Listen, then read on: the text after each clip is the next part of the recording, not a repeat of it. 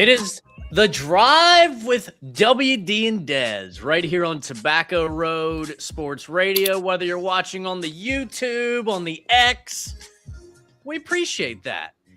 Dez, it's like the Panthers have had 3 off seasons. Like they had the original free agency where they added everything in defense and they drafted some good players that they really liked. And now they add right ahead of another preseason game, Darren Waller. Tight end. I don't know I don't know. I remember Darren Waller terrorizing us. Was it last year when we played Miami? Yeah. Where we just could not cover anything in the middle of the field. I think he's the only person that was really getting off on us too. Not sure why he was still available as a free agent. Did see that he'd scored like 6 touchdowns in 9 games played last year. How many tight ends are the Panthers going to have? It's a good question. What, like 5 or something like that? Something crazy. You got Trimble, Evans, JT Sanders. This may not be Waller. Good news for Sanders. I don't know. I don't know. Actually, I was going to say, out of all of those, who would be the odd man out? I was going to say Evans maybe, but it's a 1-year deal. So it is. And Waller is, let's temper a little bit. Waller's what, 35 or something like that. So let's see what he was towards the end of his career more so than the beginning of it. So not sure if they're just bringing him in to kick the tires on him or what, but it's 33. 33. Okay. So honestly, I had high hopes for Tommy Trimble, like to and Sanders to kind of take the next steps up. And I think that the Panthers coaching staff do too, but if it was a team friendly 1-year deal, I mean, it's not going to hurt to have Darren Waller as a weapon for Bryce Young. So when I saw it this morning, I texted you. It's like, what? The Panthers signed Darren Waller. Mm-hmm. Like, yeah, it happened last night. So do I think he'll be tight end number 1? That I don't know. That's the question. Yeah, I'm not sure about that. I would like for it to be Tommy Trimble. Like I watched the for some reason highlights of that Atlanta game have been popping up in my social media from last year. The 500-yard hurt ankle Bryce Young game went off. And I forgot Tommy Trimble's kind of how he won that game in overtime. Remember he caught that ball in the middle of the field and broke like 3 tackles like at the 50 and just took off. Like that was Tommy Trimble. Like let's give him some snaps, man. Let's give him a chance to shine. He's had some injuries. Sanders had some injuries, but interesting signing for the Panthers.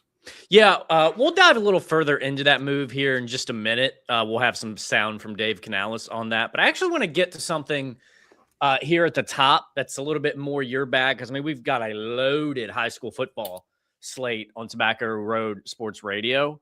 And there's a situation right now happening with Reagan football that you might be able to – you're probably a little bit better to fill the people in on than I am. Yeah, so if you live in the area and you're on social media, you've probably seen some of this over the past 2 days or so. Came to my attention yesterday in a Winston-Salem Forsyth County Facebook group thing on Facebook. Apparently there was some sort of incident at Reagan High School regarding the football team. They were in a lightning delay earlier this week, I think Tuesday. And during the lightning delay, according to reports and whatnot, something happened with the football team that I guess you could describe as hazing, you could describe as bullying, or whatever you want to call it. Something to that effect may or may not have occurred in the Reagan locker room. Reagan put out a statement. Basically, they were on top of it, trying to get it straightened out. And I just saw breaking from WXI News from a couple of hours ago.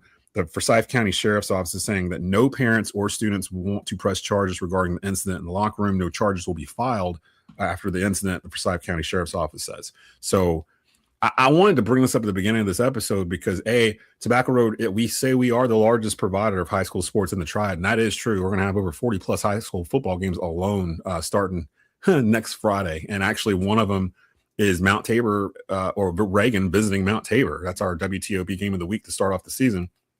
I don't want to come on and be like, back in my day, these dudes all the time and all that kind of stuff. Because I understand we're in 2026 is a different world and everything else. What I wanted to address was that people taking a story and running with it without knowing if it's facts or not. And that's kind of how this thing got blown up on social media, where concerned parents saw this on there and was like, not my child, and just kind of took it as gospel. Like, this happened. And all it was from an anonymous post from a parent, apparently, who was talking about their kid, and either the kid witnessed this or was the kid that got harassed by the team in the locker room or whatnot. So I'm not here to pick sides. I'm not here to say that this side's right or that side's right or what was even the truth. All I'm saying is for folks going forward, try to be careful in terms of what you deem as like factual based off of a Facebook post from an anonymous poster. Like they couldn't even put their name on there to stand behind whatever it was they were posting. Don't take it as gospel. Don't run to the news with it immediately thinking that it's just actual fact and what's going on. And I know we live in a microwave popcorn society where people want to just react to something as soon as they see it and be the first to say something about it. But you're affecting kids here. You're affecting staff. You're affecting a school where we still don't know to this day exactly what happened. There's no video. There's nothing that can confirm anything. It's just kind of a he said, she said type thing. So for those that are paying attention to this, that's the only advice I would say with it. And Grimsley and Reagan are actually scrimmaging on Friday, and we'll see if there's any kind of disciplinary action that they give to any students or anything after that, or they just move on, which honestly, it looks like they're just going to move on, WD. So wanted to address that because I thought it'd be weird if Back Road didn't address what was going on right underneath our nose. And again, Reagan takes on Mount Tabor next Friday on Tobacco Road Sports Radio. East Forsyth takes on Glenn on Tobacco Road Sports Radio. Oh, my phone really liked that one. And then Grimsley takes on West. Oh, it likes that one too. Grimsley takes on West Charlotte on next Friday as well. So some of the biggest games in the state, we'll have them there. Just had to address that before we move forward. So shout out to Coach McGee, Reagan High School, all the guys over there trying to do their thing. Just don't, whatever you did, don't do it again. Just don't do it again. Like you see how much this caused, how much like ruckus this caused. We don't even know exactly what happened. So just keep that in mind. I'm glad you brought up the social media piece of it though, because like it is a thing where there's so many fake accounts, like, and I'm just thinking like in the broad sports world sense or just the news, where like you might see a fake Adam Schefter or a fake whoever out there, and they tweet something, whether it's a crazy bombshell signing or it could just be something obscene that you think this person. Did Adam Schefter really just tweet that out? And they didn't. But the problem is, like, you see everything on social media. You're so swamped with this crap all Everybody the time. Wants to be first. Everybody wants to be the first one to break something or instead of have everything right. Instead of being right, they want to be first. And I'm just like, the Reagan thing just kind of hit me a certain way. It hit a nerve because I was like, we don't even know exactly what happened. And these people are acting at 9:00 yesterday morning as if this was what happened. Suspend the team, suspend the school, like the whole like gamut of it. I'm just like, you don't know what happened. Like, I mean, if something bad like that happened and we've got proof of it, then yes, then discipline should be, handled. But we can't just act on what we think might have happened. That's a dangerous slope to go down. You can't do that. That's what I think they were starting to do. So just want to address that before we get into the show. We got a loaded show today, WD. We got a whole lot of stuff going on across the state. We do. We've got RL Bynum. He's going to be joining us at 2:30, Tar Heel Tribune. Don't know if you heard. Seth Trimble is back in college basketball, and it ain't for the Tar Heels. He's headed to Louisville. If they weren't going to be loaded enough, good grief. Did you see how much he's getting? $3 million? Yeah. Literally, like that's life-changing money. To go back and play college basketball for a year for $3 million instead of going to the G League or overseas or something. So Trimble got it made, man. He's got a Ben and Jerry's in Chapel Hill. We were talking this on Believe in Hills Hoops yesterday with B-Dot PJ Harrison. If you haven't watched that yet, go watch it, especially the last 20 minutes. It goes off the rails pretty quickly. Talking about Seth Trimble, I don't know. Carolina put out a statement saying, best of luck to him. He's always a Tar Heel, yada, yada, yada. I don't think Carolina wanted Seth Trimble back. If you look at the roster they built, he would have been the shortest guard on the team by far. They didn't have a place for him either. Yeah, I don't think they had a place. So it's like, it's okay. I wish he hadn't gone to Louisville in conference. Like, I wish he had gone out of conference someplace else. And where's Louisville getting this money? Like, Louisville has spent, it feels like $20 million on their basketball roster. Like, it's crazy what all the people they brought over there, right? Speaking of that, and speaking of getting duped by social media, I didn't look too far into it, but I did see yesterday. I think Papa John of Papa John's Pizza. I think he might have a tie to Louisville in some way. Oh, that's right. Yeah, I think so. And I saw an account on X yesterday post that like they'd linked back up or something. It might have been a joke. Maybe. Well, that's probably a joke because I don't think he got in trouble. He got in trouble. Ago. I don't think he's involved with Papa John's. I think he's got some legal proceedings that he's got. Yeah, because Shaq right now. bought like most of Papa John's or something like that when it happened. Probably. The Yum Centers where they play basketball. That's like KFC and Pizza Hut and KFC whatever. Yum Center. Yeah, so I mean, like they said yesterday, like Dot said yesterday, we were like, how are they paying these Louisville players? And he was like, with buckets of chicken and strippers, apparently. So we don't know if we don't know what's going on at Louisville, but everything they got in trouble for when Rick Pitino was there, it's all legal now, so they can just do whatever. So I don't know what Michael Lombardi is getting in trouble for. We still got to figure that out. We're gonna talk. Yeah, we talk about that too. I'm like, how do you get in trouble in today's NIL world where you can pay everybody anything? And Carolina's doing that wrong, like illegally. Like what exactly? We're gonna hopefully RL's got some news on that too, because that's cannot figure it out. You can actually chime in on the show while we're live on either the Drive YouTube channel or Tobacco Road's YouTube channel, and come in. Kim Spears saying, I don't think it'll be Waller, talking about the first string tight end. Jay Davis, Unique. Did you guys hear about the Arkansas high school player who practiced for an hour or so with a snake in his helmet? Yeah, it was a cottonmouth. I saw. Don't know how that's possible. How do you not know? How do you not know? Maybe he's used to snakes or something. I don't know. I saw that too, and I just thought it was weird. Unfortunately, people treat Facebook like it's the word of God. Kim says, my social media motto, it's not a diary. Put your name on it. Any coward can throw a rock from across the street. That's good. I like that. Yeah. I like that, Kim. Shout out to my guy, Kim Spears. I remember last year, a fake account put out a rumor that Chris Webber was the father of Doug Christie's child, and everyone ran with it.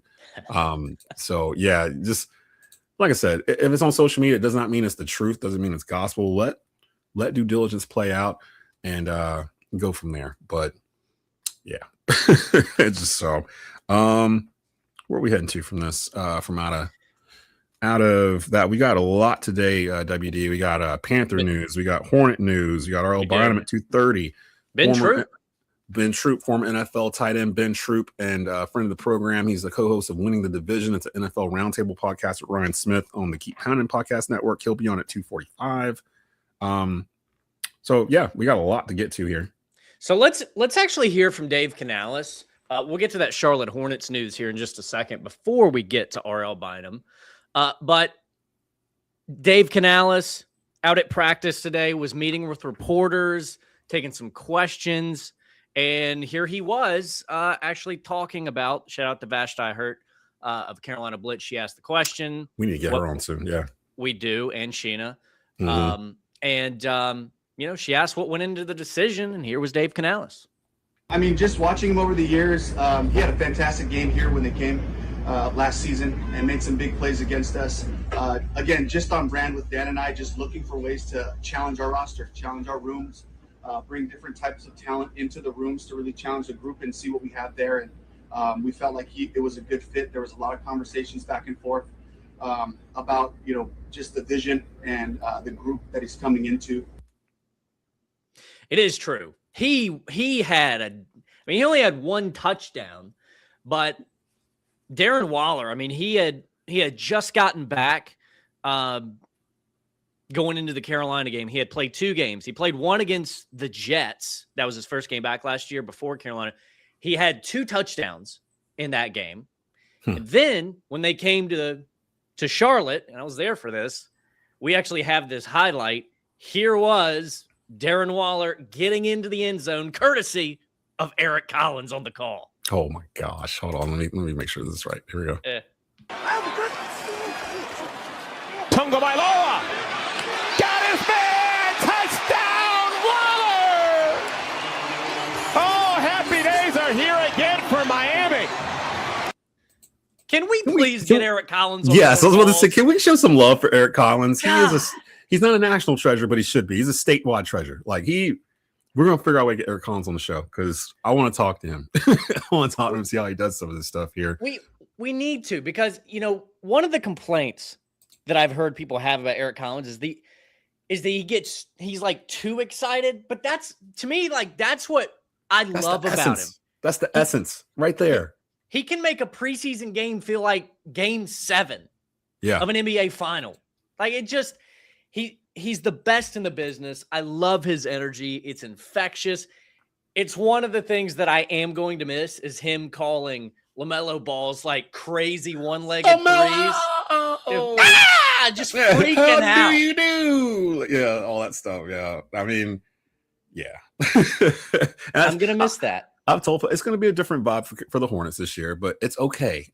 I know we're used to having fun. Now we're gonna get used to winning. So it'll be all right. It'll be okay. A little bit more on Waller though before we skipped over to. Yeah.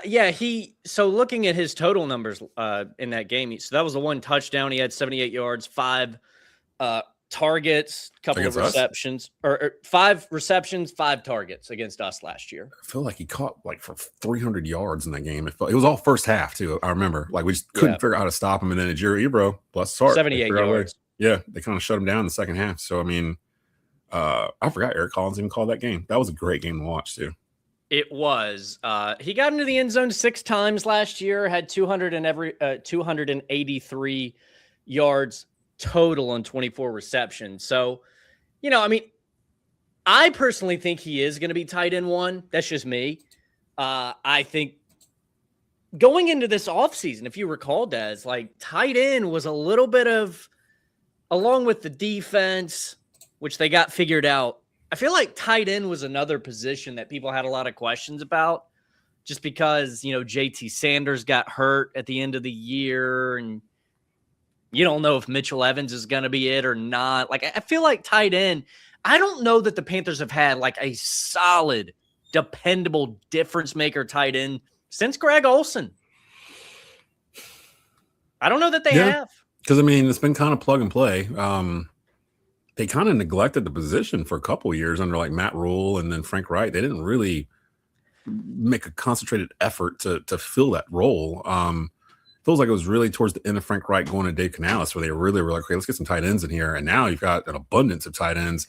I'm still rooting for Jatavion Sanders, to be honest. I liked what we saw out of him and Tommy Trimble. Those are the two. If you're going to go with a 2 tight end set, I like the idea of Jatavion Sanders and Tommy Trimble at the end of your lines with Tedero McMillan and Jalen Coker on the outside.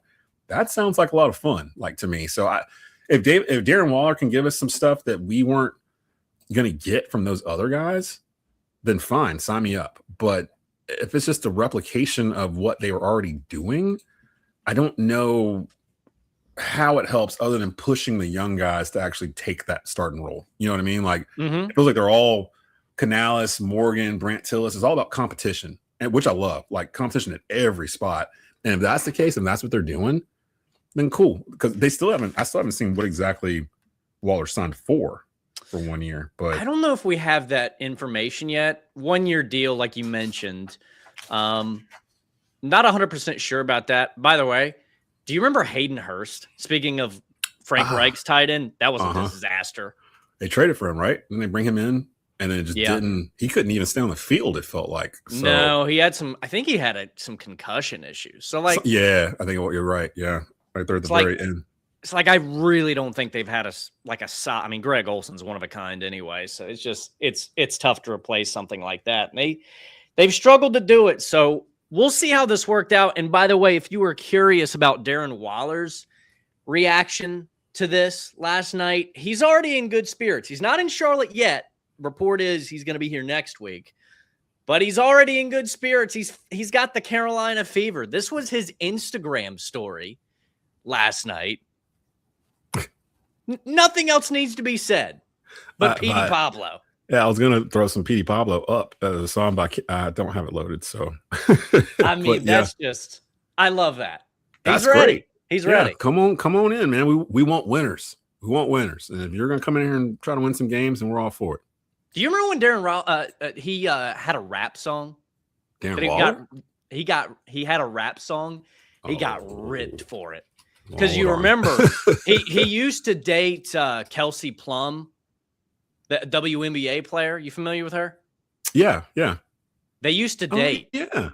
And they had a bit of a, let's see. Somebody cheated. I think he might have cheated on her, but they had a very bad split. On Kelsey Plum? Yeah. What's wrong with these dudes? I don't understand it. And, I'm trying to find the song. They were married. Oh, were they? Yeah, they were married for 13 months. They got divorced in April of 2024, just before Waller was traded from the Raiders to the New York Giants. That's right. And he was in his feelings. I believe the song he did was like clearly about her, like one of those like, oh, I'm so upset, I want to get back at my ex type deal. He was in his feelings a little bit. Voice? I didn't even listen to it. So, no, that was just a sad dude missing his girl type voice. But I'm trying to figure, is this him? I'm trying to figure. I don't. Now we're not on terrestrial radio, so we're not the limits of We can let it rip. Now I'm trying to. I'm going to pick the one that says it's not explicit. It's called Sweep. Yeah. Is he any good? Have you heard this before? It's trash. It's trash. Okay. We didn't plan this, by the way. We should have. But no, we probably should. I didn't know he had it. He does. I didn't know he had a bottom of this. This is Darren Waller from his album called No. I don't know. This is called Sweep. So let's just see what's going on here. Yeah. All right. A little generic bed there. I don't hear anything. It's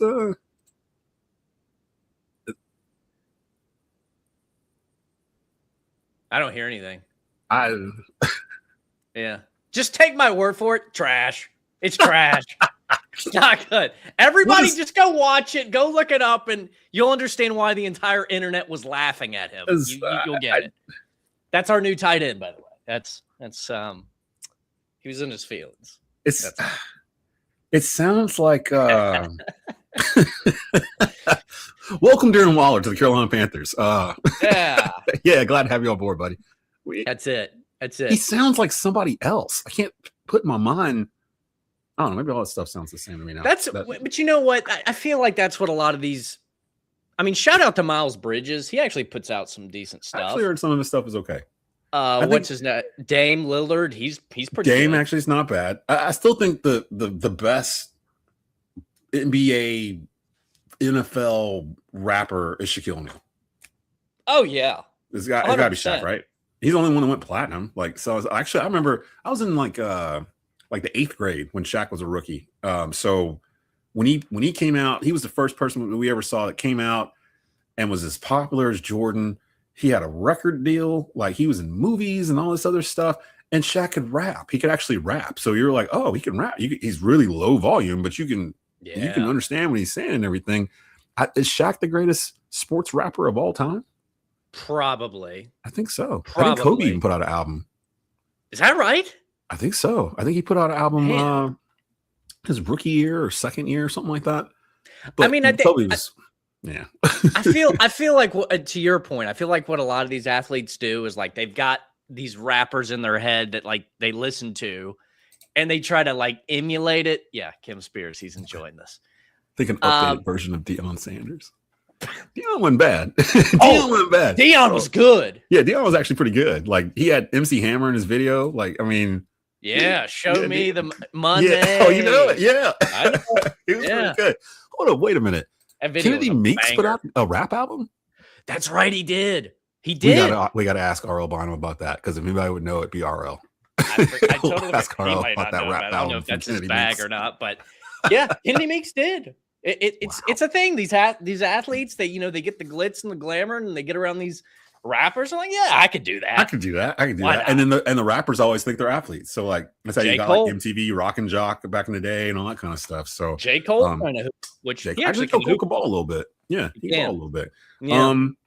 Speaking of before we get to RL Bynum, because he's backstage in the green room, we'll bring him on in a minute. He's going to preview Carolina football. I don't even know how much actual football we're going to actually get to with everything else going on with Carolina. So we'll get with him in just a minute. But some news out of Charlotte that dropped yesterday. That's huge news if you're a Charlotte Hornet fan. Charlotte Hornets are going to air all their non-nationally televised games on WSOC Channel 9 and TV 64. If I'm not mistaken, I thought I saw it's going to be available on YouTube as well for free. These are all games that are not going to be on Peacock or NBC or ESPN. Any of the national games that the Hornets have, they're airing the rest of these over the air basically and on YouTube for free. And for me, I'm 48 years old. This is huge because the number one thing that I hear from people, Tobacco Road runs the Hornets radio network here in the Triad. So it comes out of Greensboro through Tobacco Road. And that was the only way you could really listen to it for free. The main problem I've always heard from Hornets fans the past 20 years is accessibility. It's so hard to get to Hornets games to watch them. When I was a kid growing up, those Muggsy Bogues, Larry Johnson, Lonzo Mourning teams, they were on channel 48 here in the area every single game for free over the air. You could just, if it was coming on, you flipped it over to it and you watched the Hornets play the Bulls on a Tuesday night in December or whatever. For some reason, that went away when the Hornets moved away to New Orleans, and it never came back when they came back. And they've tried all these different regional deals and stuff where you got to pay $20 to watch the Hornets when they were winning 12 games. And it wasn't going to work. So now the Hornets are kind of getting nationally relevant again. Now the state of North Carolina is going to be able to see Hornets whenever they want for free. And I just want to congratulate the Hornets for recognizing that, people are trying to get to this product now and putting it out like that. So good job for the Hornets. No excuse for your local sports bars to not have Hornets basketball on now. Absolutely none. Not. Yep, none at all. No, they need the support for sure. Wait a minute. I feel like Jay Davis Unique has all these CDs like sitting like on a shelf. He probably in his house. Roy Jones put an album out too. It's true, he did. Roy Jones, Dame Lillard, Kennedy Meeks, Deion Sanders, Darren Waller. He got all these guys on his. The point is, Shaq is the best. That's what we're getting. Shaq is probably the best sports rapper of all time. So let's go. Let's get to RL. Let's do that. He is a beat writer for the Tar Heel Tribune. He's our guy when it comes to all things Carolina athletics, and just started a brand new Tar Heel podcast with our buddy Britt Whitmire. RL Bynum in the house. What's going on, RL? Not much. How are you all doing? We're doing good. Good. We got questions, man. We have some questions because there's a lot of stuff going on with Carolina right now, and hopefully you can help us figure this out. Yeah, help us, RL, because we need some answers. Before we even get to football, because that's a whole sub segment in itself. Seth Trimble signing with Louisville yesterday for his 5th year after the ruling from what was a Colorado court, I believe, ruled that the class of 2022 could receive a 5th year of eligibility for whatever reason. I'm going to go to the nuts and bolts of that. But thoughts of Trimble going to Louisville. Do you even think there was a spot available for him at Carolina if he had wanted to come back to Carolina?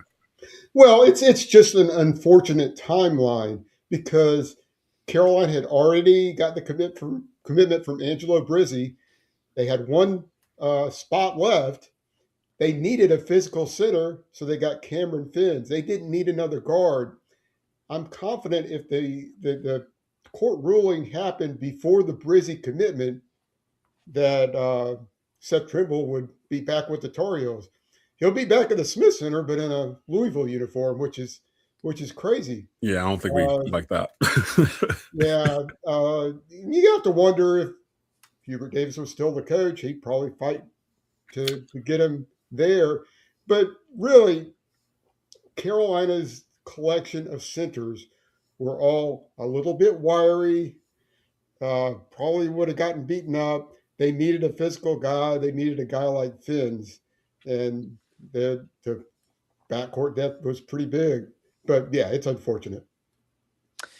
So, you mentioned that Seth Trimble's he's going to play Carolina twice. He's going to come back to the Smith Center. And, like in today's day and age of college, like guys leave after a year, maybe 2 a lot of times. There's not a sense of loyalty. So we don't really get to see players come back to a place they've got a lot of history at, kind of like we do in the NBA, and there's tributes and there's things like that.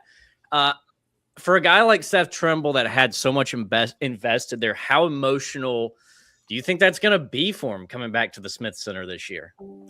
That'll be very emotional, and I hope that the fans are more reasonable than some of the comments I've seen on social media in the last two days. I mean, it's not Seth's fault. It's not necessarily the basketball program's fault. It's the NCAA's fault. If they'd have just made the 5-5 retroactive, we wouldn't be here.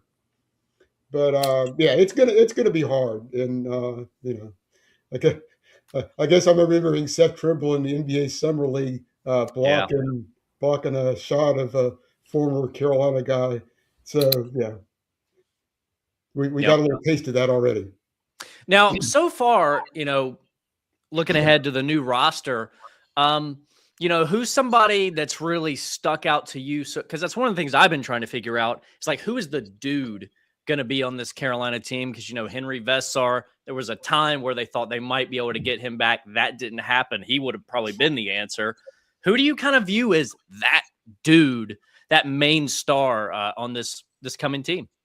Well, it's interesting that you said the answer, because I had Dave Hanners on my podcast a couple of weeks ago. He was an assistant coach with the Philadelphia 76ers when there was a guard named Allen Iverson. And Coach Hanners saw a lot of the pickup games and scrimmages during the camp, and he said that Terrence Brown Jr. reminded him of Allen Iverson. And that got my attention. Yeah, that gets a lot of people's attention, RL. That's unexpected. That's quite unexpected. Have you seen him?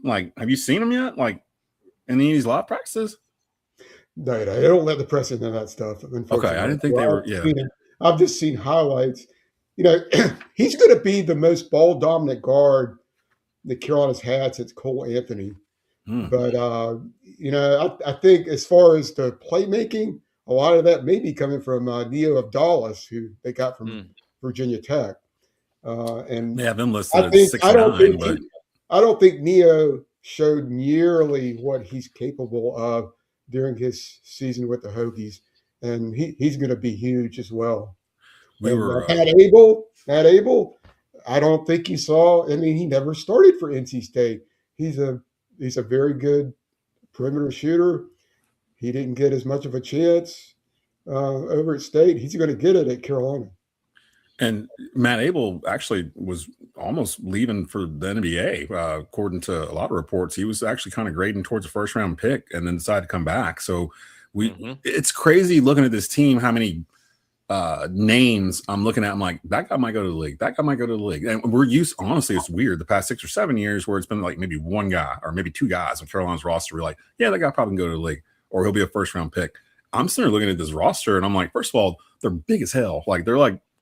There's 5 dudes that are taller than 6'10" or something on here where literally Malone could try to line up out there in theory where the shortest player is like 6'7", 6'9". Sure. And everybody else is just trees. So you could really do. I'm curious to see what they're going to do, because this is really the new era of Carolina basketball post Dean Smith, where it's not going to have that Dean Smith fingerprint on everything. There'll still be remnants of it from the the coaching staff and everything else. But this is the first year we're really kind of moving forward after 60 plus years. Let's move over to football, because we're starting our ACC Big Four previews, and I told Will that I don't even know how much we're actually going to talk in terms of nuts and bolts of football when it comes to Carolina, because of everything else that's going on outside of the actual program. Before we start asking you questions about the roster, what is the latest you've heard regarding the situation with Mike Lombardi? And explain it to us like we're 5. How in the world are they in trouble for doing something illegal in this day and age where you can do almost anything to bring a player in and it's pretty much legal? Can you explain what's happening here with Michael Lombardi? Yeah, a rare bit of drama at the Keenan Football Center in the yeah, rare. Yeah, we're not used to that. Yeah, right. Yeah, both sides have lawyered up around this paid administrative leave for Michael Lombardi, and when the university added lawyers, that kind of told you that this isn't a simple matter. We still don't know what it is, but it's definitely not a simple matter. And it doesn't sound like it's going to end well. However, look at what we have here. It was Lombardi whose football evaluation skills had been questioned by people who were smarter about football than me. And he gathered the team that won 4 games last year. And he was a big part, no doubt, of the decision to play more of a long game and bring in 40 freshmen in a time when most programs are bringing in transfer portal guys. He brought in a lot of transfer portal guys, but 40 freshmen is kind of different in this era, because if a large part of them don't play, guess what? They're going to jump and go someplace else the next year. So that's exactly what happened. Yep. So I don't expect a resolution soon, but there is supposed to be one within 30 days. There's supposed to be something within 30 days by the HR rules. So we'll know something soon. And then on top of that, we've got the head of the medical leave of defensive coordinator Steve Belichick. At our first press availability, he was supposed to be one of the coaches who spoke, and they said, "Oh, he's under the weather. He's not going to come." And then we got the medical leave, and we've gotten no clarification about what health situation he's dealing with, how serious it is. But here's the possible good part. Because he's not there and the offense is in the capable hands of Bobby Petrino, Bill Belichick, one of the best defensive minds in the game, is taking more of a hands-on approach on defense. That can't be a bad thing, I wouldn't think. We wouldn't think, yeah. Yeah, so getting to the offensive piece of it a little bit more, you got Bobby Petrino in there, which I think most people think that should make a difference a lot, but I don't know. It's not hard to get better than Freddie Kitchens, I wouldn't think. But now with Gio Lopez obviously out of the fold, Bryce Baker's down at Virginia Tech, completely turned over the quarterback room. Billy Edwards Jr., do you view him, based on what you know so far, as more than likely going to be the guy, or do you think there's like an actual quarterback competition that's happening there? I think there's definitely quarterback competition. O'Neal started the first scrimmage, which was interesting. He seems to have a better throwing arm than Billy Edwards Jr. and may have a little bit of the edge. Whereas coming into camp, the prevailing view was that Billy Edwards Jr. was the guy to beat. Billy Edwards Jr. could still win the job, but it seems like a good competition there. And, even when they name a starter, it could be both Edwards and O'Neal getting a lot of snaps. You don't know. And then over on the side, freshman Travis Burgess, who has probably the highest ceiling of the whole quarterback room, has looked good in preseason camp. He had an injury his senior year in high school. I don't think he's going to be a factor early. He may not be a factor late, but things don't work out mid-season, he might get his shot. And with the 5-5 rule, there's no reason to worry about red shirts or whatever. So, but yeah, I think it'll be Edwards or O'Neal. And like I said, O'Neal seems to have the edge right now. It sounds like another Bryce Baker situation with the last quarterback you mentioned, where by all accounts, it sounded like Bryce might have been one of the more talented quarterbacks in the room last year, never saw the field, and now he's, in a quarterback battle at Virginia Tech. R.L. Bynum joining us from the Tar Heel Tribune and host of the Tar Heel Tribune podcast with Britt Whitmire. I saw you guys just dropped an episode today, so you guys go check that out when you get a chance, talking about Tar Heel athletics.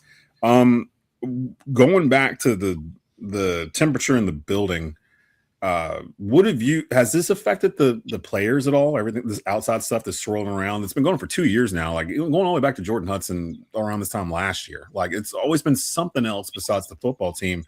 Do you catch a sense of them being irritated by it or even fazed by it? And over under win total from last year for this year, what you've seen so far from this Tar Heel team? They won 4 games last year. You think they're going to get to 4? Can they win more than 4? Worse than 4? I don't even know how it's possible, but what are your thoughts? Well, as far as the taking the temperature of the players, I only know what they tell us in the press conferences, which is the only access that we have.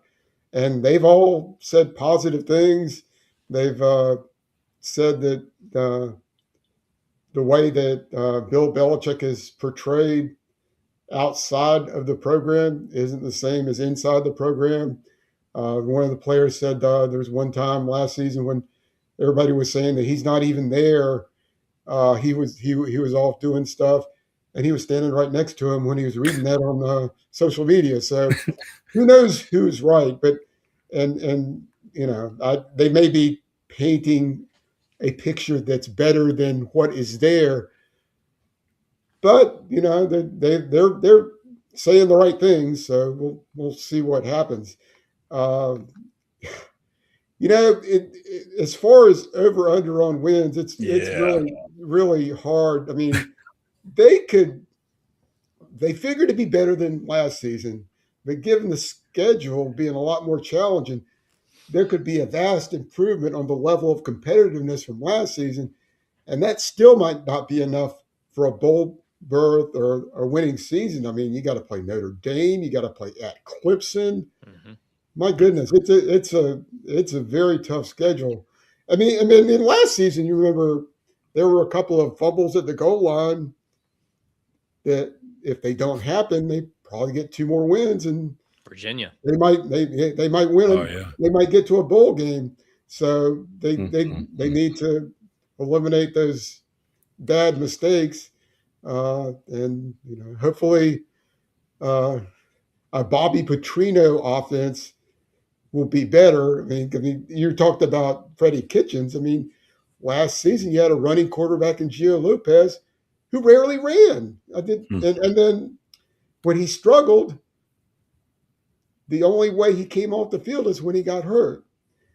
I think Petrino, if you can look past his off the field baggage, is an offensive genius, and he'll find a way to make that productive. And if one quarterback's not doing it, he's going to switch him around. I don't think he's going to mess around and be anchored to a guy like Belichick and Kitchens seem to be with Lopez, who I don't blame him totally, though. I wouldn't be surprised if he had a good year with Wake Forest.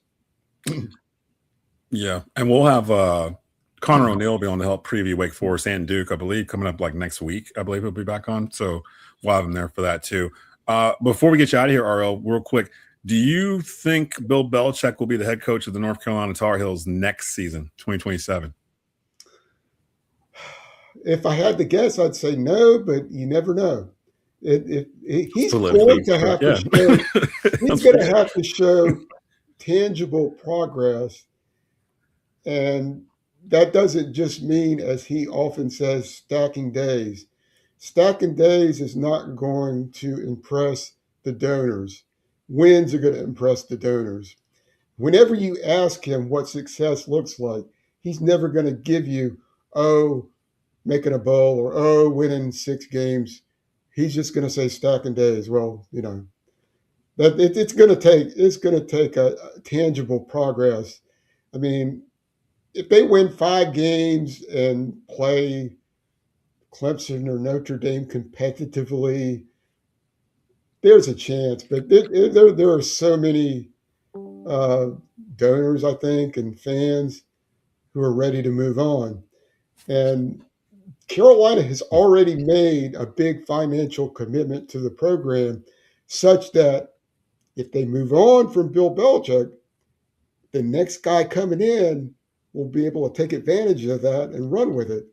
And then you got the 40 freshmen who will be back next year. But maybe, maybe, or they might be gone. So I don't know. That we'll see. Carolina again, 4-8 or whatever last year. Yep, 4. So we'll see if they can get over that that hump there. RL, appreciate you stopping by again. Go check out his work over at Tar Heel Tribune and the new Tar Heel Tribune podcast with himself and Britt Whitmire. Go check that out for all things Carolina. Thank you, man. All right, good to be with you. Take care. All right, there he goes. That's RL Bynum from the Tar Heel Tribune, and I think your mic is muted. Will didn't sound very excited. No, I mean football. it's true what he says. Like, based on all reports, like they have cleaned up a lot of the football things that they struggled with last year, the operation on the football field. The problem is things continue to be noisy off the field. It's always a story. It's like a reality show all the time. Tabloid. Yeah. In fact, the reality show that was supposed to happen with Hulu got canceled. They were so bad last year. That, to his point in the end there, like I think I have him at 5, maybe 6 wins tops. I don't even know. Like, I don't know if that's enough to even though it's technically better, I don't know if it's enough to just overcome the drama and just wash your hands of it and be done with it. I'll say this: it better not be good enough, because I just watched them fire Hubert Davis for not being That's true. a Carolina standard when he lost a top 3 talent, 2 weeks before the end of the regular season, and they were already talking about letting Hubert go the year before. And it's like, okay, I don't want to see this double standard of we're going to give Bill a little bit more time because it's Bill Belichick. You didn't give Hubert that time. You saw the problem. The boosters threatened to take the money away. You acted accordingly. If they have a 3-win season or something this year, I don't think the boosters are going to be like, let's give him another year and see if we can put this together. Bill Belichick will be 75 years old, 50 years older than his girlfriend. It's crazy. Yeah, it's crazy. Like, just go live your life, man. Get on the sailboat and just sail away. But I wouldn't want to tarnish my legacy if I was Bill Belichick. Now, he probably doesn't think he is. Like, he probably doesn't. He probably don't care, because Carolina's paying him like 10, 12 million a year just to kind of mess this up. Yeah. So it's like 10 guaranteed a year. Give me that free money. And I'll just sit here and see y'all decide y'all made the wrong decision. That's what it feels like anyway. So I don't know. We got NFL former tight end Ben Troupe and host of Winning the Division backstage in the green room. Bring him on just a second to talk about the NFL and the different stuff going on over there. Real quick before we brought him on, just looking in the comment section. If you missed it earlier, we addressed the situation over at Reagan High School in Poptown. The Forsyth County Sheriff's Department has said there will be no charges pressed. No parents or students came forward to say anything that would have caused something like that to happen. So it looks like it's going to be a done deal. No one still knows exactly what happened, but Brett Wiseman, friend of the program, says absolutely wild what's going on at my alma mater in Poptown. Completely different culture than when I was a Raider a decade ago. Shame to see it. I don't know if it's necessarily a culture thing, because I have spoken to Coach Josh McGee, and I've been around those players. I've been over there a lot. I don't think it's a culture thing. I think this was a blown out of proportion thing, Will, and I can't even say that for sure because I don't know exactly what happened. Because we don't know what it is. We don't know exactly what went down. This is the account of one mother whose kid told her something, and she went online to put it out there. When she put it out there, everyone else, mothers and fathers, kind of like, no, this can't happen to my kid. And actually, you know what? Ben Troupe might be a good person to ask about this topic. Having played at all levels of football, let's just bring him in because he's coming in to talk about a lot of this stuff here. Ben Troupe, he is a former NFL tight end. He is the co-host of Winning the Division with Ryan Smith. You can catch it weekly on the Keep Pounding Podcast Network and the Fans First Sports Network. Ben Troupe in the house. What's going on, Ben? How you doing, brother? Man, good to be with you, Dez. I was trying to get word out. My wife was like, "Do Dez still like you?" I said, "I don't know. I ain't trying to get Bro, y'all learn my style. If I didn't send it early, you're gonna get about 6 minutes before the showtime because I'm probably doing like this, like the Kermit the Frog meme, like putting all the stuff together. So my apologies. Tell Miss Ben Troupe that I didn't forget my brother. He was coming. We have a thing going on here. I want to get your opinion on. Now Ben doesn't know anything about this, didn't prep about it or anything. This is a local story that's going on up here in North Carolina near us right now, where one of the local high schools, Reagan High School, had a quote unquote hazing incident in their locker room on Tuesday, and it got put out on Facebook by an anonymous parent. A lot of other parents lashed onto it. It turned to a news story. The local news started covering it from multiple outlets. And we just saw today that the Forsyth County Sheriff's Department has announced that no charges are going to be filed for anything to happen. All we know is that there was a lightning delay. During the lightning delay, they were in the locker room. The varsity players started chanting, clapping their hands or something. They removed a shirt. I don't know exactly what happened. Nobody knows exactly what happened. My question to you is, as a former football player, you played at all levels, at a high level, high school, probably Pop Warner, high school, college, pro. How prevalent is this today in terms of, or even when you stop playing, how prevalent is the hazing aspect of that in football? Because I was in high school in the 90s, and this was kind of going on in the 90s, but it wasn't as severe as it was, say, like in the 70s or even further back than that. It was already kind of getting phased out. Now in 2026, I'm curious as to what your recollection of that kind of, did you get hazed like when you were a rookie in the NFL or in college or even in high school? I want to hear it from you as a football player, what exactly you went through, if anything. I definitely got hazed in college. I'm not going to lie. I mean, but it was like a rite of passage type thing. The high school thing is always interesting. Here's why. If there is no punishment, it's going to continue because people don't look at it as hazing when you're the one not being hazed. If it's 50 versus 1, who they gonna listen to, and if the one got to have influence. But this is what I would say about the high school thing that makes it very, very dangerous. I don't like it when there will be no charges. So what was the purpose of the investigation? There will be no charge, nobody. That's weird. That's like when Ohio. I'm just using it. Ohio State, and we're gonna investigate Ohio State, and we found no wrongdoing. So we investigated ourselves. I don't like it because number one, hazing is another word for bullying. That's just a high word for it. And you got to think about the long-term effects to these young people. You think the star player getting hazed? Nope. You think a resident player get hazed? This was like a JV kid at that. I think the varsity and the JV were sitting there. My thing is not if. When those parents find out who it was, whether it was your kid or not, they need to be outed. Because there is no such thing as small incidents when you talk about sports. It's not small. And you uncovering something big. It's bigger than, I don't want to put it on this one school, but Coach Spurrier, I had Coach Spurrier his last 2 years in Florida. And some parent who didn't know, hey, man, my son called me and told me they was doing this and doing that. So Coach Spurrier addressed it. Now, we didn't like it. You know why hazing really continues? Because you want to get back what was done to you. So it ain't even they did this to me my freshman year. But when Coach Spurrier said it, he said, and I bear not, that's the first time we knew. I said, wait a minute, Coach, you talked to the parents? Yeah, they called my office. What? We didn't know that. So for me, I think you want to kill it. It doesn't serve a purpose. It's a level of cowardness that no one really wants to talk about. Like it's almost like saying, so you, and I'm not condoning violence, you can't whoop me one-on-one, so you jump me. You can't beat me one-on-one. And I think that for these young people, some of us, high school gonna be my last time to play football. You want this to be my memory? Yeah. This gonna be my last time. So I don't condone it. I'm not a fan of it. I feel ashamed of the fact that I was involved in my sophomore year. Because what I consider harmless could be traumatizing to somebody else. I don't know where these people from. So yeah, I don't. If you did an investigation, it was to uncover something. So what were your findings? You ain't finding. We found something, but we don't want to bring it out. Why? Are you connected to the young man who's doing it? Because that's what it sounds like. Or you know the family who knows the family who has the influence. So I'm not a fan of it. To any one of my former teammates in 2001, my sophomore year, that I offended, I apologize to you, because being young is not an excuse. Yeah, you're gonna be young at one point. So I was 19 years old. Nobody made me do it, and it doesn't serve a purpose, right? So I don't like it. Yes, I dealt with it. The only hazing you get in the NFL that I remember, wasn't that bad. They put Johnson & Johnson baby powder in my helmet, right?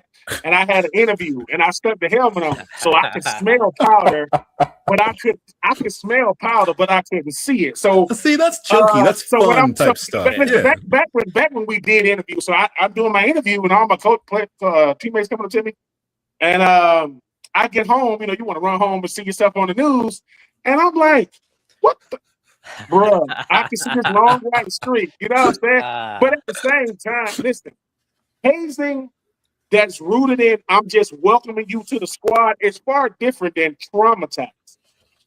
I'm talking about the traumatizing part, and that's the part I don't like. And I'll say it to whomever went up. I don't like it. And I hope they get down to the bottom of this, because if you're the one getting hazed and you look and say they're not going to do anything, I got to go back on this team. No, I'm not with it. And that's what I was kind of thinking too. And again, shout out to head coach Josh McGee at Reagan. He runs a tight program over there. I know him pretty well. I've known him now for 6-7 years, and I know he does not condone this type of behavior. So whatever was going on, once they found out about it, they're going to handle that internally, and let them handle that internally. That's kind of the whole thing with a football team. You are a family for these 10, 11 weeks that you're about to start playing football. And it will not help at all if it's handled externally, because then you're going to lose control of this football team, like before week 1 even gets here, because now they're going to be looking at it like, nothing we do in here is going to be just in here. It's going to be all over the place, and there's no rhyme or reason. Plus, they're not going to learn a lesson. Like, they're not going to learn the lesson of what they did was wrong in the first place. So I agree with you, Ben, in terms of, I think it was really quick for the Forsyth County Sheriff's Department to just be like, nothing to see here. We're just going to move on and do whatever. There's going to be probably something else that occurs that we'll see. And more likely, it'll probably be game suspensions or something like that for a couple. We won't even know till game day. Like, oh, that kid's not playing. That kid's not. Why? Oh, okay. So I just want to ask you that because I know you had experience over multiple years, and I want to hear from an actual football player what it is. And you actually gave perspective. I didn't expect you gave it from both sides. You've been hazed, and you actually have done hazing. Oh yeah. I'm not gonna be one of those people. You know how like because I'm on this side of things. Oh yeah, I can talk. No. I was definitely involved in it. And here's the thing about hazing: there was no such thing as it's just a little hazing. A little hazing is like a little poison. I got poison a little bit. No, I was poisoned. And the thing about it is we're talking about players that would never play. It's different. I'm not trying to say it's different, but you know, NBA players, they put a whole bunch of popcorn in your car. That's $100,000 car. Get the popcorn out. That's not hazing. Yeah. You know, hazing to me is when you didn't even know you had a team psychologist. You don't even know you got one. And that kid goes to it. Because they were like, hey man, I'm already not that good of a player. I'm already a role player that doesn't really like my role.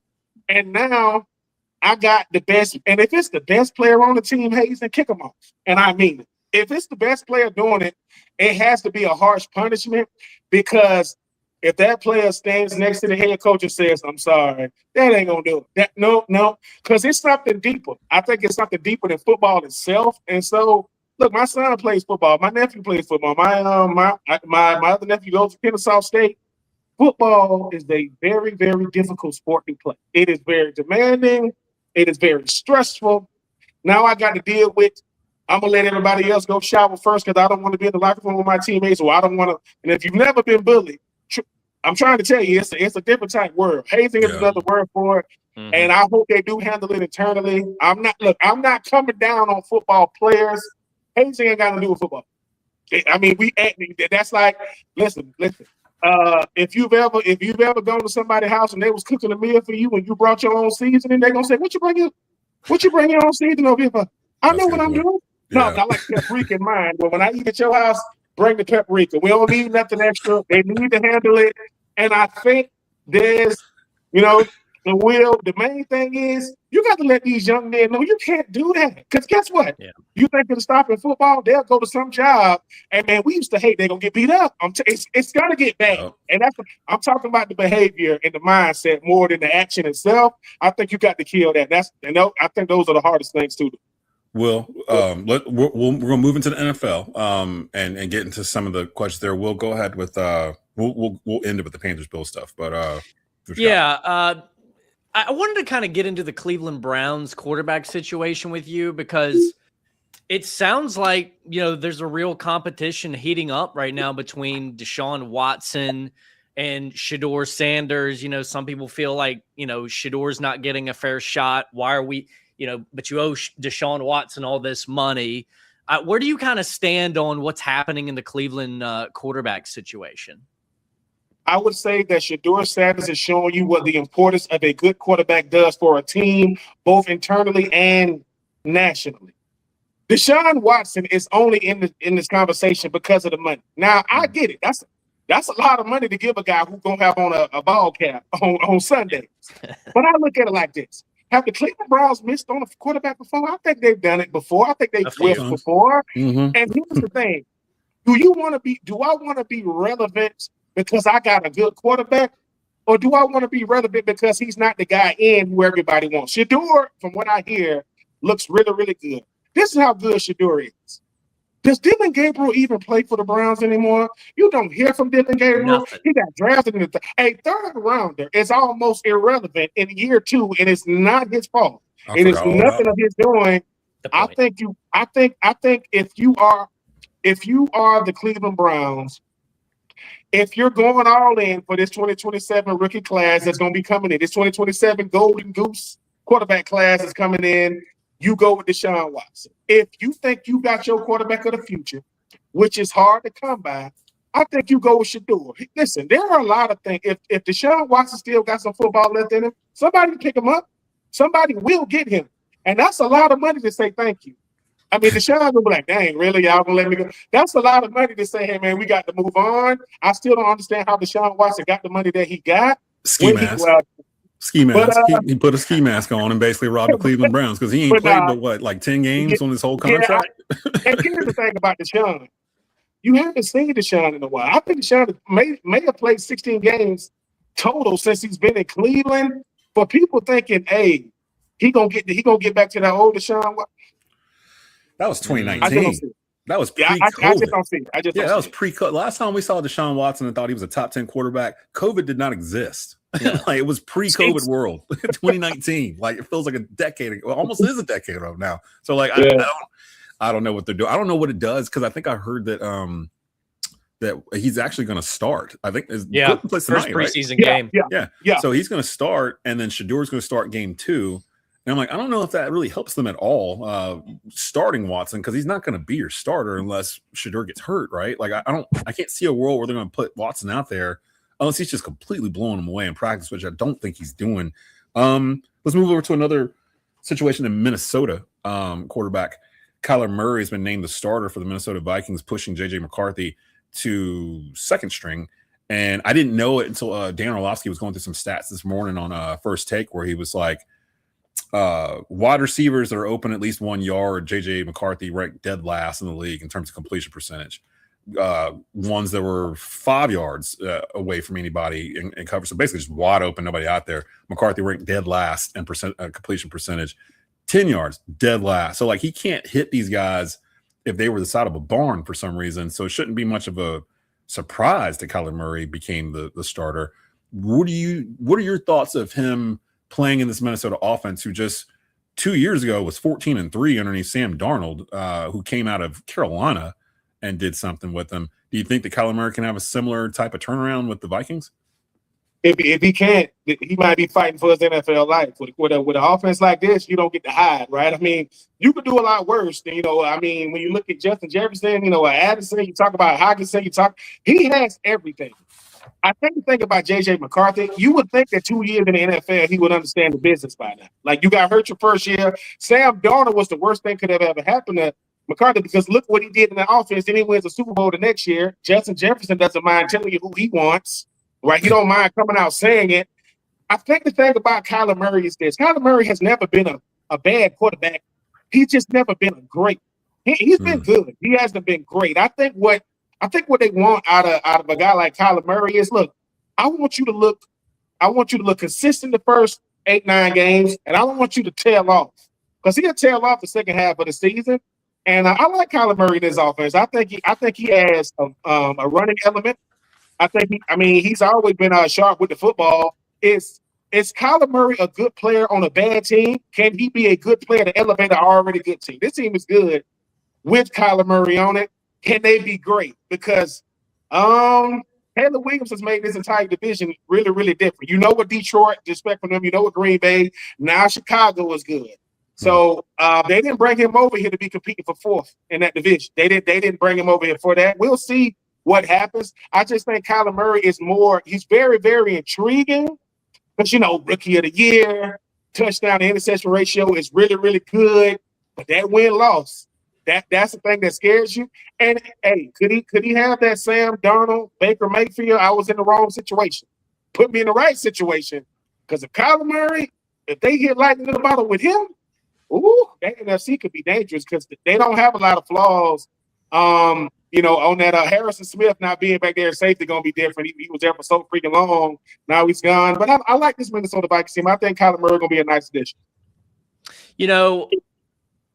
I was curious as you were going on with that, like, how much do you think his inconsistency has been because of Arizona? Because, like, the more I read about Arizona, it sounds like they're just not organizationally what you want. They're not a great spot to try and flourish and grow. And how much of that do you think could have been the fact that he was in Arizona?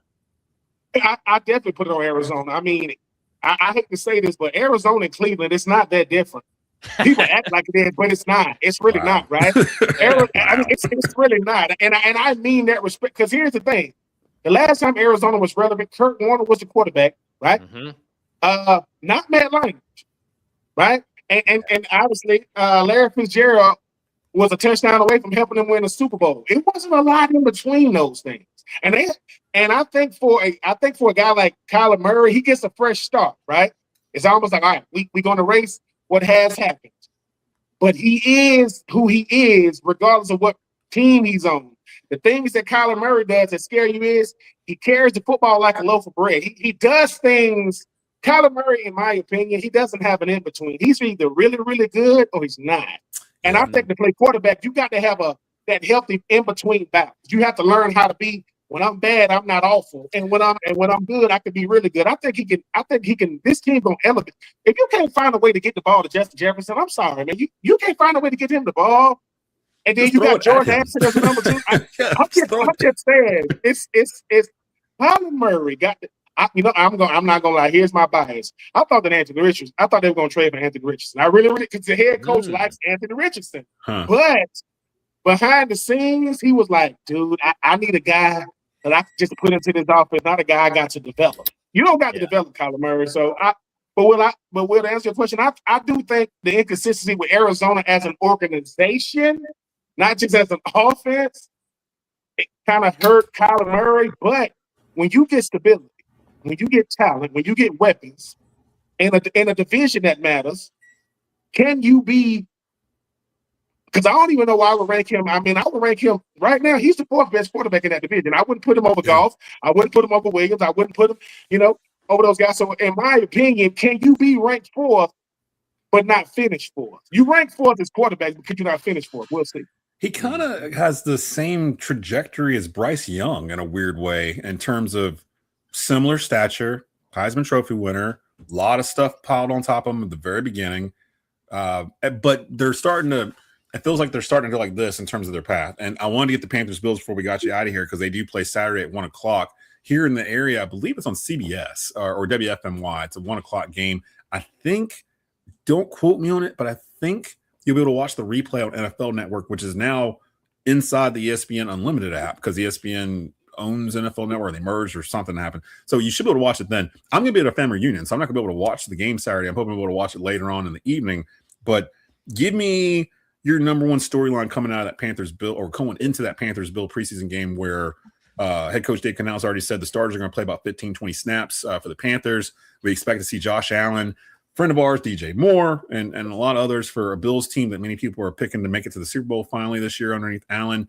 What's a storyline that you're paying attention to in that matchup before we get you out of here? The storyline that I'm always going to be paying attention to when it comes to the Carolina Panthers is always, how does Bryce Young look when the guy on the other side of him is the face of football? When the other guy is the face, which means people watching because of Josh, can they walk out saying, hey, this Bryce Young kid pretty good? Because that's what he did in the playoffs, didn't he? I know he lost to the regular season MVP, a great throw, great catch. I always tell Smitty this on Win the Division. I said, to me, Bryce is a game. If you just turn him loose. And how does Bryce look when Canales ain't calling plays? Because to me, I think Canales held him back a lot. And maybe it's when a head coach doesn't have the Sean McVay, the Andy Reid, the Sean Payton, that clout, you got to win for people to care about your play call. And I want to see how he looks when Canales is not calling the plays. And to be quite honest with you, I want to see Jalen Phillips play. Ooh, they gave him a lot of money. And unfortunately, Jalen Phillips should call Brian Burns and say, is that why you got this many sacks? Because you got Darren Brown? I didn't know that's what it took to get a bunch of sacks. I got to have a guy. So I want to see that. And a grizzly bear beside you. And I ain't gonna lie. And even though he did end up in Old Miss, old Princely, I can't say Prince's last name.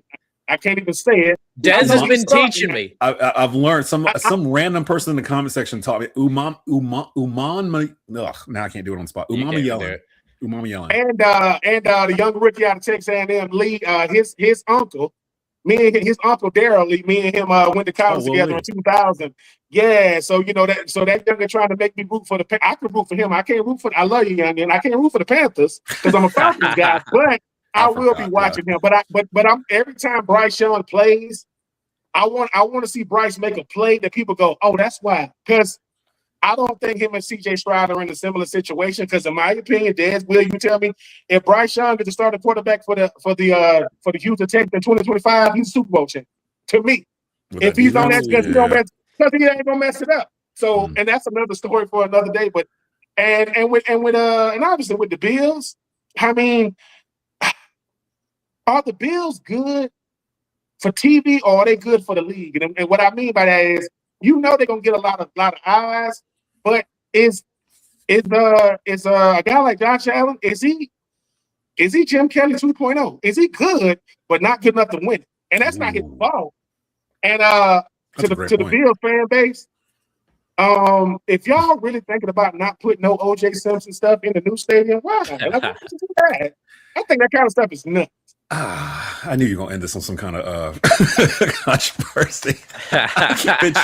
Ben Troupe in the house, part of the Keep Pounding Podcast Network and Tobacco Road family, former NFL tight end. He played for Atlanta, but we don't hold that against him. And winning the division host with Ryan Smith. Go check out their new episode just dropped yesterday. So go check out their episode. They've been previewing NFL divisions. You can go check out, I think it's the NFL East, if I'm not mistaken. It's the one from this week. So yes. Yeah, go check that out for sure. Ben, appreciate having you on, man. We'll have you back on soon. Yes, sir. All right, there he goes. It's Ben Troupe from winning the division.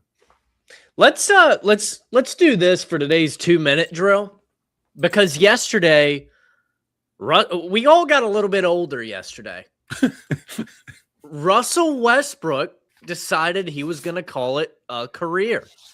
And he was talking the other day, or I had seen a quote from him that, he was obviously still a free agent and he was down and willing to go wherever anybody wanted him. And then the Wizards and the Kings were both kind of knocking kicking the tires a little bit. Yeah, I don't know if the Wizards would have been a good fit. They're kind of revamped their roster. I don't know, maybe. Well, I wouldn't want to stunt the growth though. You know what I mean? AJ or Devonta, and now you got Trae Young there. Oh yeah.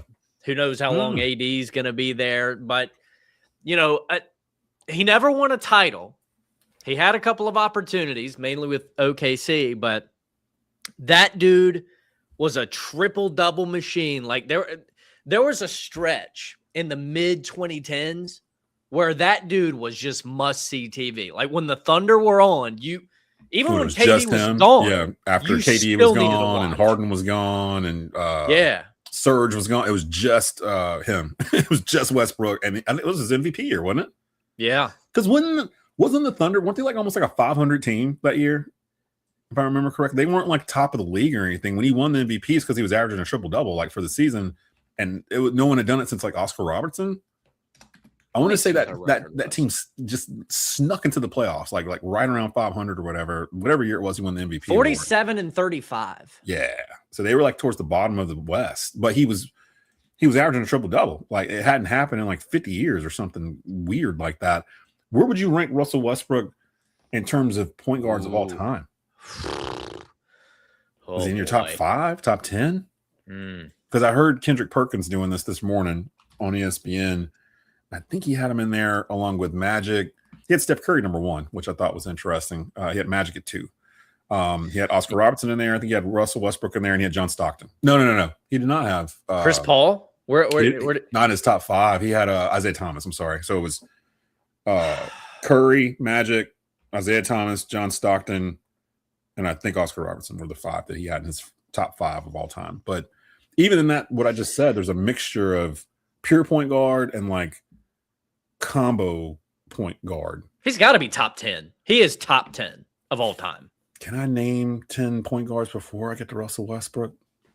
Let's see. I don't know. Okay, Magic Johnson. For me, I'm going to do Magic Johnson, Steph Curry, John Stockton, Isaiah Thomas, Bob Cousy. I'm trying to think of what I'm weighing this on, because where do you put Steve Nash in there? I don't know. He hasn't won. He never won a title, but he did win MVP over Kobe. So you probably need to put Nash in there. That's 6. Who am I forgetting? Did you say Jerry West? No, Jerry West. The logo. You got to put them in there. That's 7. I don't know. I think the problem is I never considered Westbrook a pure point guard. Yeah. I always consider him a combo guard, like a scoring point guard. But then I always get the argument to people from me, well, you can't say that about him and not say that about Steph, because I always said Steph is a point guard. He's listed as a point guard. He's a point guard. He just plays point guard different. I'm that's the same thing. I'm yeah, it kind of is. So I don't know how to. Kidd. Jason Kidd. Yeah, I'd put him in top 10. Chris Paul. Yeah. Put him in top 10. I think he's in my top 10. He might be right there at the bottom. Right there at the bottom of the top 10. Last few. Which ain't bad considering. And again, he's won a league MVP. He's playing the finals. Great career. 18 years. Like, that's nothing to sneeze at in any professional sport. Playing 18 years in anything. Mm-hmm. I mean, it's not. And you know what? Nobody played harder than him. He did have a unique style. He did have a very unique style. It was like the epitome of this dude is downhill. Bull in a china shop, just downhill. Nobody played harder than him, like every single night. I saw a clip. I think it was the Thunder. They had signed Carmelo Anthony that weird year where Anthony was with him. Yeah, and it was, Paul George. Yeah, Westbrook. It's like one sequence where he shoots a shot, it misses. He gets the rebound, kicks it out. Somebody shoots it for three. They miss. He gets the rebound again, passes to Carmelo. He shoots a three. He misses. Yeah. Westbrook's jumping from out of bounds. He gets a fourth rebound, dribbles it back out, gets to Carmelo. He hits a three, and it like ties the game, like right at regulation or something. And it was supposed to be like, this is the definition of Russell Westbrook, like hustle and just nonstop battery. Yeah, just all over the place. It's like four of them on the court. So, that's a good one. Gary Payton. The glove. I would put Gary Payton over for a point guard. I would take Gary Payton over Russell Westbrook. I don't think that's a stretch. I don't either. I really don't. So we're getting old. We're getting old. Like Chris Paul's gone. Russell Westbrook's gone. Join me, won't you? I've been here.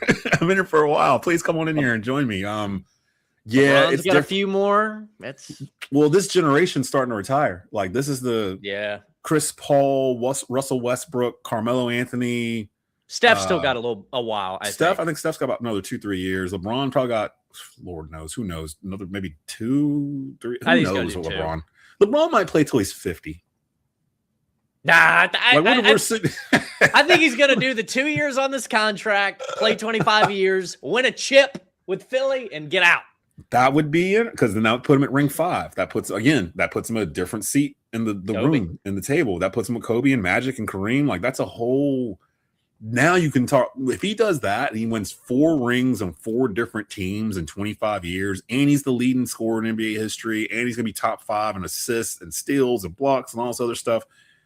Now you can be like, okay, now we can talk about this because he won one with the Lakers, he won one with the Heat, he won with the Cavaliers, and now if he wins one, now with the 76ers, he would have won titles with 2 of the legacy teams of the NBA, and the 76ers and the Lakers, right? And then, and not only that, he broke a forever year drought in Cleveland, and then he would have broken a forever year drought in Philly. Because I forget how long it's been, but it's been 83. They haven't won a title since 1983. That's impressive. NBA title. Yeah, that's not 6-0 like Jordan, but that's a different type. It's very similar to the LeBron MJ conversation period, because they're both obviously all-time great GOATs, but it's different eras, different teams they had to go up against. MJ didn't go up against the Warriors with KD. And it's they did it in different ways. But MJ's Bulls were the Warriors with KD. That's what I always tell people. It's they were the 72-win team. They were the ones that everyone was like, well, we can't beat them. Some people were like, Jordan never had a team like that. That's because he was the team. They were them, that second three-peat. So, I mean, I don't know if the Warriors got to that point, but then they lost the 73-win season. That's why I can never give them full credit, because they didn't win the whole thing. And they lost a 3-1 lead in the finals, which had never happened before. That's got to be a ding. You can't say you're the best team. Or you're talking about to Cleveland, you mean, when LeBron? No, a ding to the Warriors for that happening. Now they made it up and won 2 more titles after that. Yeah. But it's also kind of a ding to LeBron's legacy too, because while you did that, they also took 2 rings away from you. We wouldn't even be having this conversation if he had won those 2 series against the Warriors, especially the year before and the year after. Because now you do have ammo to talk about comparing him to Jordan, but it just never happened. So, I mean, and I do remember that was Draymond's fault.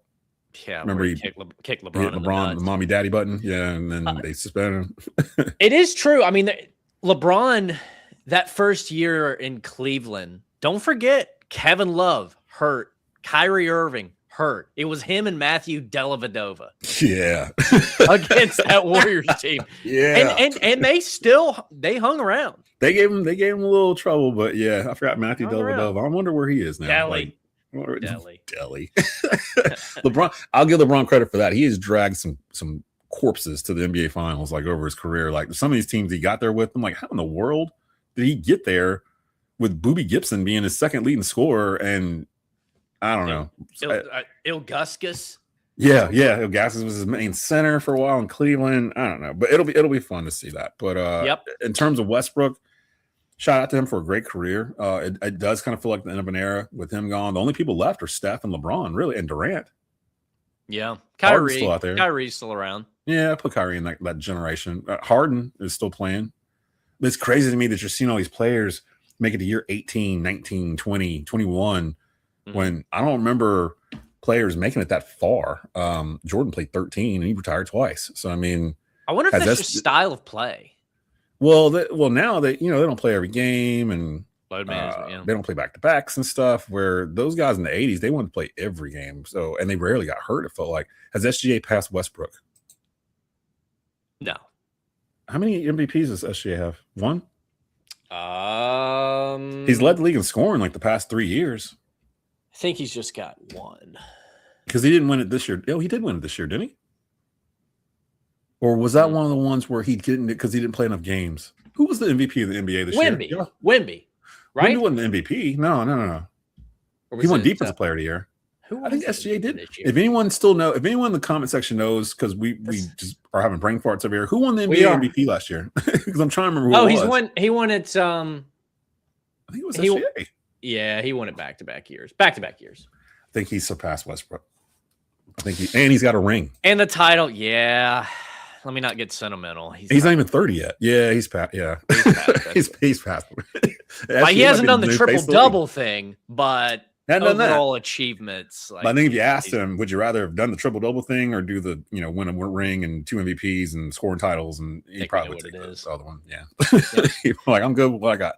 I think as we continue to get the big four going, headed to the college football season, I think we're going to have Connor O'Neill, which that's 2 birds, 1 stone, of Deacons and Devils Illustrated on Monday. I think we're going to try to do that. I know we've got John Johnson of WXII Channel 12 locked in for Thursday's program. College football, it's almost here, man. I'm excited. We'll have another preseason game under our belt when we get back Monday. We'll need to find our buddy David Glenn, too, who's been on vacation like around the world the past couple of weeks. He can help us out with college football stuff for sure. And probably Joe Giglio, because we need an NC State guy. And I can't think of anybody who's a bigger advocate for NC State than Joe Giglio. So maybe we try to get him on to talk about the Wolfpack, because they're kind of under the radar in terms of what they might do. The stars might align. They got a pretty decent schedule. Dave Doran. I think they're the best team in the state, by the way. NC State. I could live. I could agree with that. Although I don't know exactly what Wake Forest is doing. We'll get that from Connor. Of course, Gio Lopez, who was at Carolina, he's now over at Wake Forest. Then you got App State. App State's always going to turn in a pretty good product. So we got a lot of college football stuff to do, and maybe we do. I did request an interview with Torrey Woodbury, who's the head coach at Winston-Salem State, and we'll see if we grab him on, former NFL player for the New York Jets. And again, that is a huge human being. Like he's it's like massively large, man. I'm just like, oh my God, it's like 3 of these dudes. So we'll see if we can get him on too. But we're in the thick of it, man. And again, our stuff for high school football for Tobacco Road starts next week. Grimsley's show, This is Whirly Nation. They're the 2-time defending state champions, nationally ranked. Head coach Dale Brown has not lost a football game in going on 2+ seasons now. They've lost 2 in the past 5, I think. A new era as Faison Brandon is now in Tennessee and might be starting actually as a freshman. Brody Lowe takes over at quarterback. That's at Natty Green's at 7:30 live on Monday on the 2nd floor. If you want to come stop by and do that, or you can just listen to it live on Tobacco Road. The Nest with East Forsyth head coach Todd Willard is Tuesday night at Game On Sports Pub in Kernersville. Shout out to Joe and the folks over there. We'll be outside in the back patio for the first half of the season for the Nest. That's 7:30 on Tuesday night. The other shows will begin the week following after we get through the first week of high school football. And then on Friday next week, not 1, not 2, but 3 live games. Actually, 4. Loaded. My dog was mad Your about dog's that. chiming in. She did not like that at all. We will follow our social media. All right, Sadie, it's fine. Follow our social media, and you can get the latest on where to get those games and stuff too. So, all right, man, calm down. Like, my dog is. I think my dog wants to bite somebody or something. Let me go check and see what she's doing. Yeah, we'll see you guys Monday. See you guys on Monday here on The Drive with WD and Dez here on Tobacco Road Sports Radio and The Drive YouTube outlet. And you can catch us later on Facebook. So we'll talk to you guys later.